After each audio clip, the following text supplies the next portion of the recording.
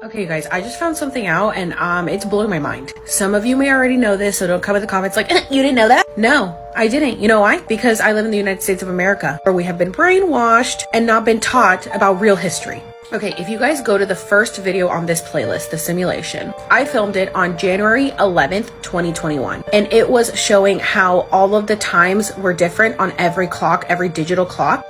My boyfriend at the time was working. He had like 3 computers in front of him. They all said different times. His phone said a different time. He came upstairs to show me my phone said a different time. All the times were messed up. In my comments, people were like, what about analog clocks? As you can see, I have analog clocks. So I went to check those and those were off too. So I was like, there's been a weird shift in the universe because the ball also didn't drop on time at the New York ball. It was like a minute late or something. I was like, we've definitely shifted dimensions. Something's going on. Look at this. I recently came across a video talking about how the calendar is supposed to have 13 months, but the Gregorian calendar changed it, which is the calendar we follow today. So I see this comment, come to Ethiopia, you will see what you are saying. We have 13 months within a year. So someone commented, right now we're in 2014, year of Mercury. Today's date is Thursday, the 22nd of March, 2014. Our new year is on the 1st of September. And I was like, wait, they're living in 2014 and we're living in 2022? Is that why they say that all time is simultaneous, like past, present, and future, we're all living in it at once? But then I saw this comment. So if we're in 2014, according to your calendar, 2020 Gregorian calendar corresponds to 2012, your calendar, when the truth started to come out and people woke. So the Mayans were right. COVID really put everyone in 2020. Using your calendar, that means that the year 2012 was the end of the world. Mind blown.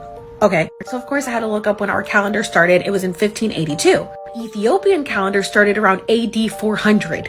So they are obviously way more correct than we are. How many years did we lose switching to the Gregorian calendar? 8 years. We're lost in translation when the switch to the Gregorian calendar was made to the 15th century. And if you guys remember, the Mayan calendar says that the end of the world would be on December 21st, 2012. And even according to the Julian calendar, that would be on January 21st, 2020, when COVID was at its peak. So I'm freaking out in the middle of the night and I message my dear friend JK Ultra Jen. If you guys aren't following her, please go follow her, who's super into all this stuff. And I was like, girl, I'm sure you know this, but did you know this? And her and I are both freaking out because we didn't know this. So she goes and converts what day is December 21st, 2012 in the Ethiopian calendar. What does it calculate to us?